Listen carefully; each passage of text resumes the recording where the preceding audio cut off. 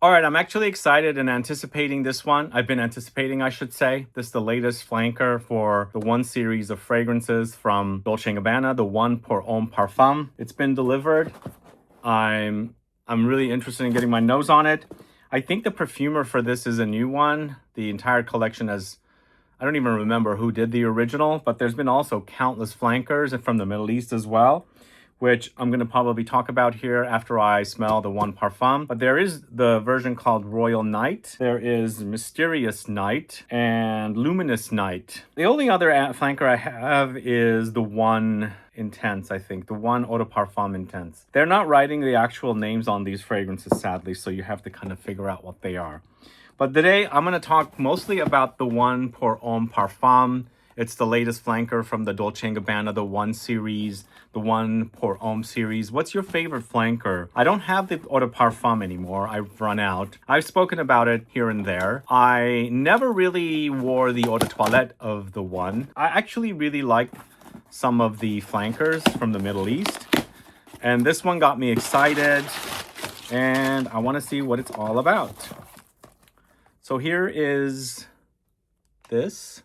On the back, it says black pepper, labdanum, and tobacco. So this collection is about tobacco. Is it my favorite designer tobacco fragrance? No, it's not. But as I said, the Middle Eastern ones were much more interesting to me in comparison to the original fragrance, the EDP, the EDT and the EDP. And I think Royal Night is probably the closest to the Eau de Parfum version of the One. And I think they've taken the new version into a complete new direction, I think. Especially since it's done by Jean-Christophe Herault. He is a perfumer at IFF. If you guys don't know this perfumer and you're a fan of men's fragrances, you probably are wearing Aventus, as he's created Aventus. So I like the little attention to detail where they've highlighted the parfum in red.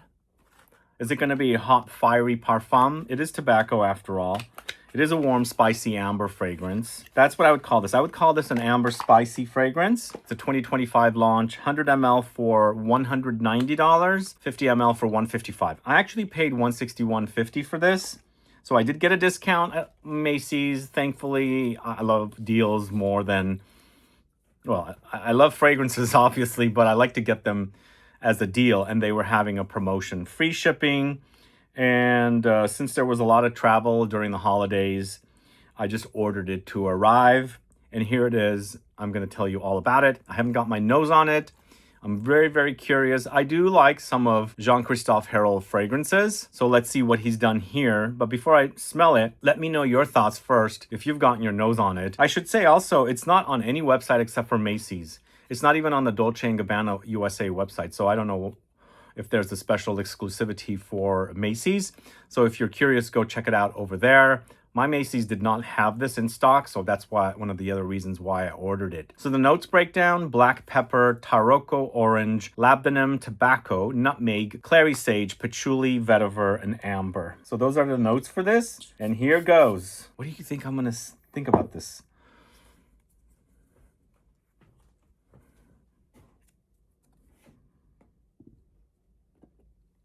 Wow. Why does it remind me of Lanvin's Avant-Garde? That's the first thing I thought of when I smelled this. So there's clary sage here. I can totally pick it out. It's really prominent. Tends to be in a lot of men's designer fragrances. I actually like this one.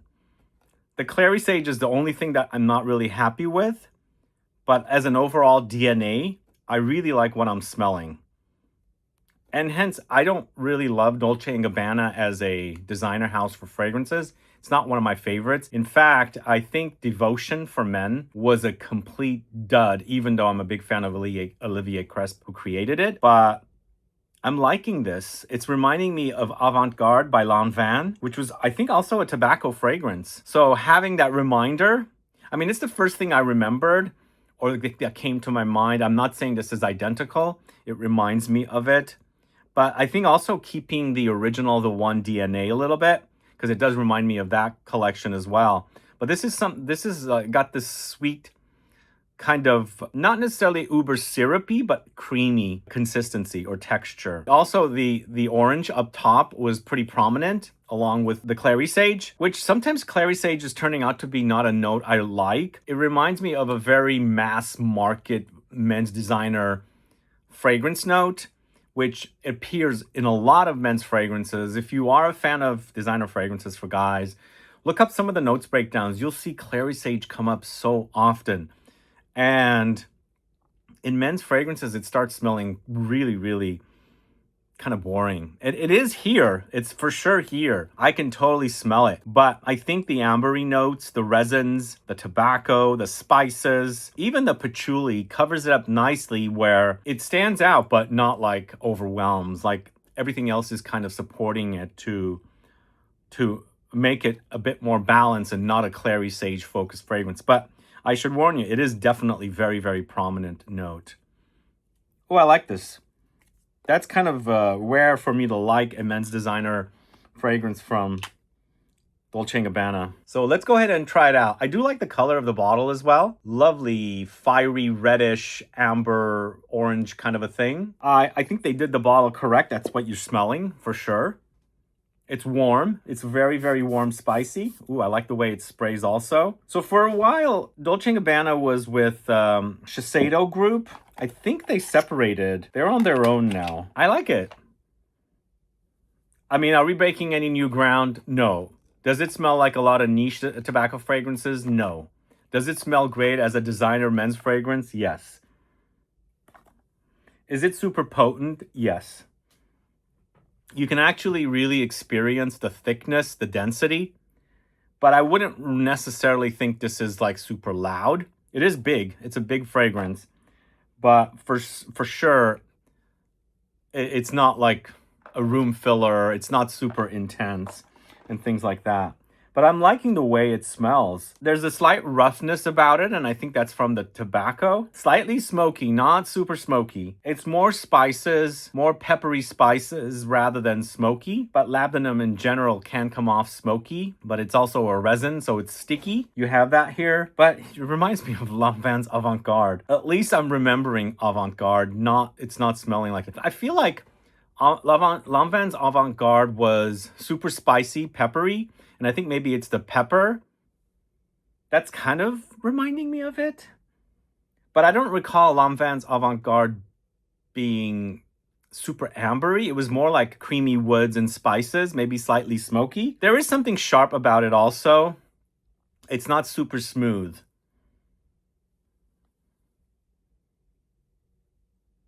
But pretty decent offering, I should say. Finally. Right? I think we're starting off the year, although this launched late last year, just like One Parfum 2025 or 2024, because I know some people were talking about it in 2024. So I guess now this launched late last year, 2025, and it's the beginning, it's 2026. Maybe this is kind of a clue of how things are going to be this year as far as fragrances go. So I find this to be pretty decent. But again, we're not like, this is not a masterpiece or it's not breaking any new ground. It's just a quality men's fragrance in parfum concentration that's super ambery, resinous, spicy, tobacco. I think it totally reminds me of the original DNA, smelling different enough to warrant a purchase. It's super strong, very sticky on skin, also giving you that additional intensity that parfum fragrances should be. It's not screaming super loud, which I understand from designer or mass market fragrances. I think intentionally they release fragrances in a certain way.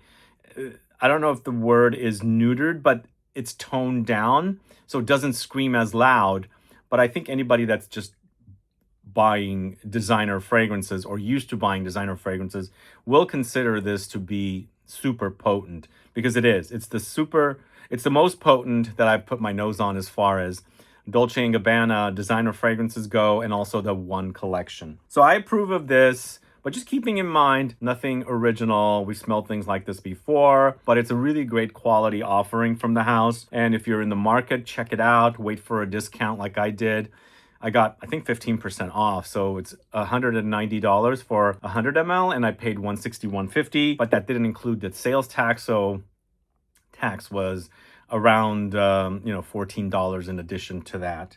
But yeah, check that out. But let's go ahead and talk a little bit about the One collection fragrances. And I'll circle back to the One Pour Homme Parfum and tell you how similar or different these fragrances are. And I don't have any of the Eau de Toilette and Eau de Parfum anymore. We've got the Eau de Parfum Intense, of course, as I said, and I've got Royal Night, Mysterious Night, and Luminous Night. I do have to say right up front, Mysterious Night is so different. We'll go ahead and start with that. It's got a rose note in there. It's kind of oudi Middle Eastern style, obviously, hence the lettering right there. So I think these were launched like an exclusively for the Middle East market.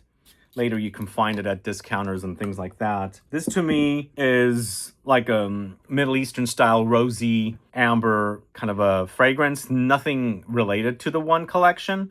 So it's quite different for me if I'm comparing it to any of the fragrances from Dolce & Gabbana's The One Pour Homme or For Men series. But it's super spicy, maybe a little bit of saffron, maybe a little bit of oud, amber for sure. But rose is super, super prominent. So that's Mysterious Night, by the way. Dolce & Gabbana's The One Pour Homme Mysterious Night. When I first started talking about this a good 7 to 8 years ago, I know a lot of guys came forward and commented and said this is too feminine.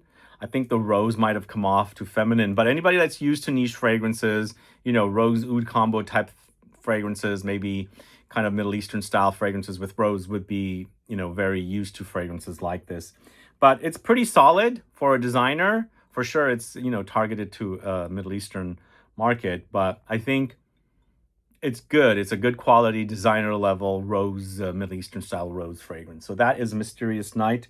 The One Mysterious Night. Let's talk about Luminous Night. I'm not too familiar with Luminous Night. I bought it a while ago and I wore a little bit of it, but I kind of put it back and I stopped talking about it because these fragrances were becoming too complicated to get, especially the Luminous Night around the time when I was talking about it. I think it's a lot easier to get now. Kind of also the color of my shirt. So this to me seems uber peppery. Like pepper is like really, really strong here. Spicy, and once again, not very similar to the One Pour Homme DNA. It smells so different than any of those fragrances. But what stands out is an ambery touch. It's super sticky, resinous, and also very, very peppery, spicy. And once again, nothing similar to the One Pour Homme Parfum. Wow, the pepper. I never noticed the pepper in Luminous Night to be so super strong. It's been a while since I've smelled it. So the pepper might be just bloomed a lot more in that fragrance because it's really coming off super strong. And I like that pepperiness. Not being the biggest fan of pepper, I kind of like the way that pepper smells in this. So that's Luminous Night. Let me know if you're a fan of these fragrances. Let me know if you're a fan of this collection. Add a comment below. Let's try Royal Night. Royal Night is the first of the Middle Eastern flankers, and I'm not 100% sure if there was any others that came before or after these three I'm talking about. Let me know if anybody knows. I think this is the most similar to the One Pour Homme Parfum, but still different. There is an oudi quality here, but I don't think the fragrance actually features oud. It's basically taking the original The One DNA into a bit more of a Middle Eastern direction. Still, all of these are very mass market offerings. They've been given a little bit of a facelift and something that, would appeal to the Middle Eastern clientele who likes their fragrances to be kind of oudi and things like that. But out of the entire collection from the one before this parfum came out, the Eau de Toilette and Eau de Parfum, I really enjoyed the Royal Night much more than the Eau de Parfum and even the Eau de Toilette. But I've kind of gotten bored of this collection, honestly. But if I was you and you were just starting out and you want to dig into the Dolce & Gabbana, the One series of men's fragrances, I would start with this. To me, it's a bit more interesting. I like that about it. But maybe start with the beginning, like start with the Eau de Toilette and then, graduate to the others. but I prefer the Royal Night over the original Eau de Toilette and Eau de Parfum. And then last but not least, we've got the Eau de Parfum Intense, which is in this bottle. Well, this one actually looks more like the new Parfum. So let's smell this one. I personally think this collection is pretty popular with the guys. What do you guys think? This actually, to me, is a bit more powdery. To me, it's giving me a little bit of a slight Dior Homme Intense kind of a treatment while keeping the original kind of tobacco-ish, ambery, spicy touches. So that's kind of unique that they did that. I think when that came out, there were a lot of fragrances that were inspired or influenced by Dior Homme Intense and those fragrances, the irisy, powdery. This might have kind of gotten the powdery treatment, but still you have the original DNA in there. This is also a bit aromatic, like I'm smelling something lavendery, slightly soapy in here. So it's not as sticky, resinous as the Royal Night or the Parfum are. And I think that powdery effect is for sure creating a more of a dry experience and, you know, aromatic and soapy. So that is the one EDP Intense. I've written the name of the fragrance on the bottom because I always forget what it is. So let's go back to the One Parfum once again. Let me smell it on skin. I'm going to spray it on the other side as well. So the initial blast for me seems to be more exciting than the dry down.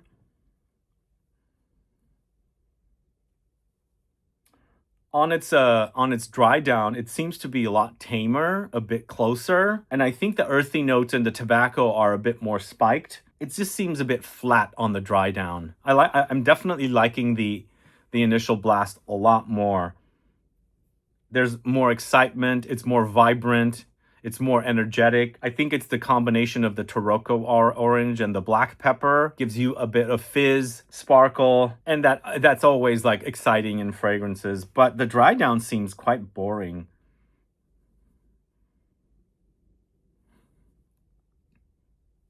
The dry down does seem boring and generic, unfortunately. Well, I liked it. I did like the start. Yeah, boring, generic, not necessarily screaming loud. It's gotten flat, it's gotten quiet. But that initial blast, I really, really enjoyed the initial blast. And that's when it reminded me of Lanvin's Avant Garde. And it still does. I'm going to have to pull out my Lanvin Avant Garde and talk about it to you guys. Why does it remind me of Lanvin Avant Garde? Who knows this fragrance? When I first started doing videos in 2012, it was all the talk for a great cheapie, and like 4 or 5 years later, it completely got discontinued and you couldn't find it at the discounters. First, it was quite expensive, then it became not easy to find, so it got even more expensive. So I enjoyed it, and it came in the most amazing looking bottle too. Kind of a matte finish bottle with a line going down where it's clear, you can see the juice. So I'm going back and forth between the dry down here on the left hand and the more of the start. The dry down doesn't remind me of Lanvin Avant Garde as much as the initial blast. The dry down reminds me more of the original, the One series fragrance in comparison to the start. The start is much more exciting than the dry down. The start is much more prominent and invigorating, uplifting, zing. There's a zing to it than the dry down where it becomes quite flat. There's a little bit of a Coca-Cola vibe here too on the initial blast, which is kind of fun. That's what makes it really fun and exciting. So my honest thoughts, it starts great. It kind of falls flat, unfortunately, but I think this will be popular.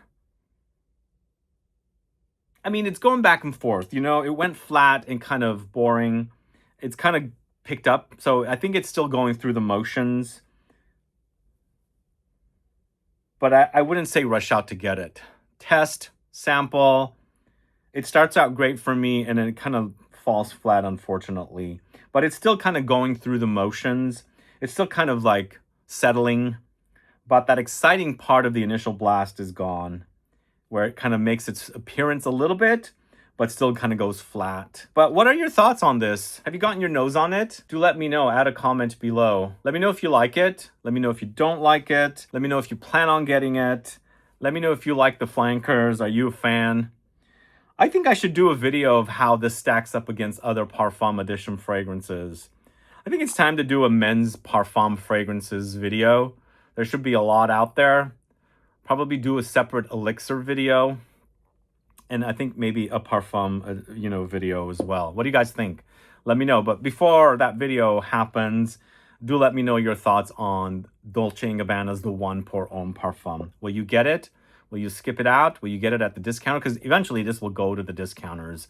Like this, Dolce & Gabbana fragrances are really heavily discounted.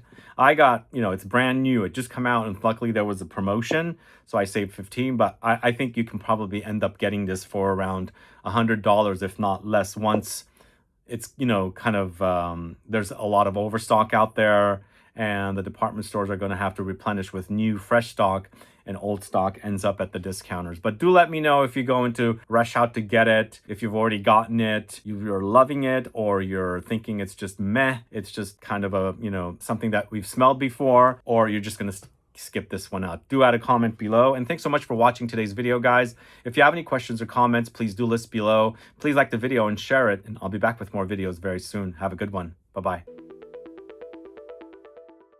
All right, guys, the fragrance has been sitting on me, on my hands. That's all I have it on right now, testing it out for about 1 hour and 45 minutes, not quite 2 hours. And, there was a phase that I felt was quite boring, but it's kind of smoothed out, and I actually quite like it. Not necessarily my #1 fragrance of all time, and definitely not the best men's parfum fragrance, but I think it's pretty solid. I like the spices. I like the warmth. Of course, the resinous ambery touches. And even the clary sage that's in here as well, as I was mentioning earlier. And the tobacco adds the warmth. It's definitely in the same DNA as the original, the one, but it is different enough that you'll see differences between the two. But I feel like they kept it in the family enough for it to smell similar to the DNA of the original fragrances. You'll notice it. And the only thing that's giving me a little confusion is that reminder of Lanvin's Avant-Garde. Not so much in the dry down. They're both drying down now on both of the hands. It doesn't remind me of it. It's that initial blast that gave me that reminder of Avant-Garde when I first sprayed it. But once it's dried down, it's become its own thing. It's picked up the DNA of the original and become more like the one. And I should also reiterate the fact that it's more exciting up top when you first spray it.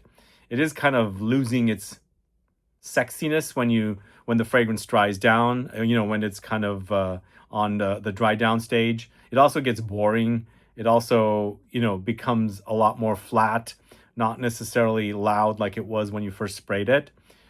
But it's pleasant enough to say it's a pretty good quality fragrance, but not the best. The best parfum, no. Now this actually makes me want to put together a men's parfum video, which I will do very, very soon, so stay tuned. I might have to wait for a few more fragrances to arrive that I actually have ordered. Maybe I didn't order any parfums, but I'll double check. But I will put together a video of men's parfum fragrances and do a rank list and see where the One Parfum ends up. But I'm just reporting that to you guys. This is about 1 hour and 45 minutes after I sprayed. Well, of course, I sprayed this one earlier, and then about 10 minutes later, I sprayed it on here. And it's, they're very quiet now on the skin. I can still smell them, though. And yeah, I think it's pleasant. Not super anything special, but quality is there. Much better than Devotion pour Homme. Although I should reiterate, I only bought the original Devotion. I never bought the follow-up, and I don't know if they're going to create another Devotion since they just launched this. One thing I also want to say, that now that they launched the Parfum, I don't doubt that they're not going to launch like a Elixir or an Absolute or something like that. They'll keep, doing more flankers, as they've done with this collection already, and I think they're going to create more because this will be popular for the guys. I think it'll be a great seller. I think it's good enough for them to do more flankers. But what do you guys think?